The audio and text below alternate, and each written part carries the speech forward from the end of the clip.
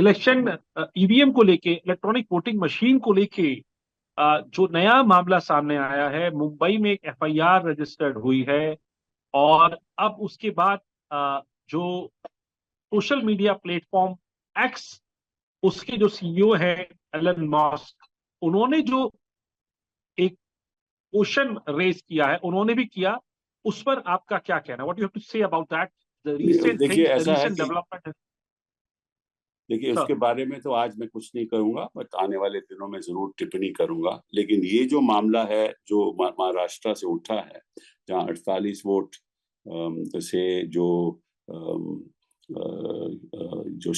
जो कैंडिडेट हारे हैं, वो ईवीएम से ताल्लुक नहीं रखता। वो जो इलेक्ट्रल बैलेट पेपर के जो इलेक्ट्रॉनिक वोटिंग है उससे ताल्लुक रखता है। ठीक है ना? तो उसका ईवीएम से डायरेक्ट ताल्लुक नहीं है।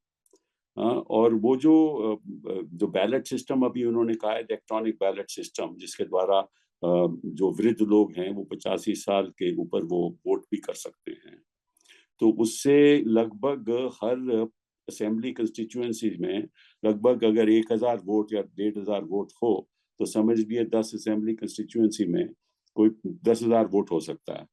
तो उसमें मैनिपुलेशन हो सकती है इलेक्ट्रॉनिक बैलेट वोटिंग सिस्टम में, क्योंकि वो तो इलेक्ट्रॉनिकली कंट्रोल रहता है। तो वो मामला ईवीएम से अलग है। तो ईवीएम की चर्चा तो मैं आकर करूंगा, मैं बाहर इस समय हूँ हिंदुस्तान के, आकर करूंगा कि वो तो मतलब कि अलग चर्चा है। और उसके बारे में आज के दिन टिप्पणी नहीं करूंगा, क्योंकि जो एफआईआर दायर हुई है वो ईवीएम के संबंध में दायर नहीं हुई। सर, चुनाव आयोग ने ही इसके ऊपर शिकायत करी पुलिस में, और उसके बाद ही जो है ये मामला आगे बढ़ा। और जो जो जीते हैं सांसद, उनके ही रिश्तेदार के ऊपर पुलिस को पूरी तरीके से नामजद उनको वो कर रही है। उनके फोन से कहीं ना कहीं मैनिपुलेशन होने की बात पुलिस इन्वेस्टिगेशन में सामने आ रही है, उसको वो आगे देख रही है।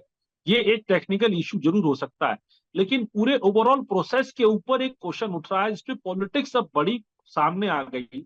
जहां पर जो विपक्ष के नेता हैं, उन्होंने भी कहा, राहुल गांधी ने तो ये तक कहा कि एक ब्लैक बॉक्स बन गया है ईवीएम मशीन। इसके साथ साथ इंटरनेशनल प्लेटफॉर्म पे एक सोशल मीडिया प्लेटफॉर्म एक्स के जो सीईओ है, जो हैं, वो एलन मस्क उस पे कह रहे हैं। और उसके साथ साथ हमारे जो फॉर्मर यूनियन मिनिस्टर जो है, उन्होंने भी रिप्लाई किया उसके ऊपर, राजीव चंद्रशेखर।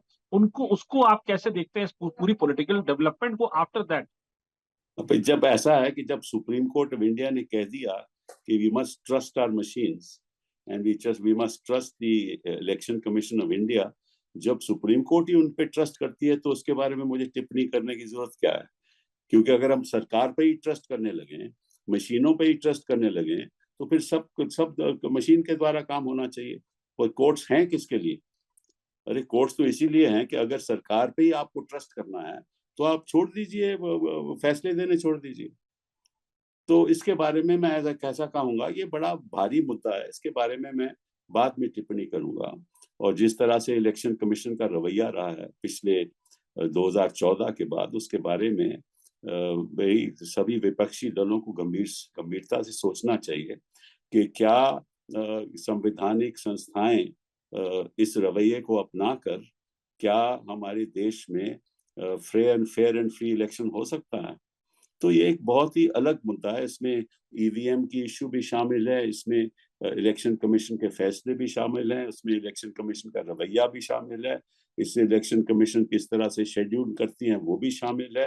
ये तो बहुत भारी मुद्दा है और विपक्ष को जोर से सेशन में उठाना चाहिए। और मैं तो समझता हूँ कि जो इलेक्शन कमीशन ऑफ इंडिया है, खास तौर पे जो चीफ इलेक्शन कमिश्नर है, उनके बारे में कम ही कहा जाए तो अच्छा है। उनका जो रवैया रहा है वो निष्पक्ष नहीं रहा, और हम इस पे, मैं समझता हूँ विपक्ष इस पे कार्रवाई करेगा और करनी चाहिए।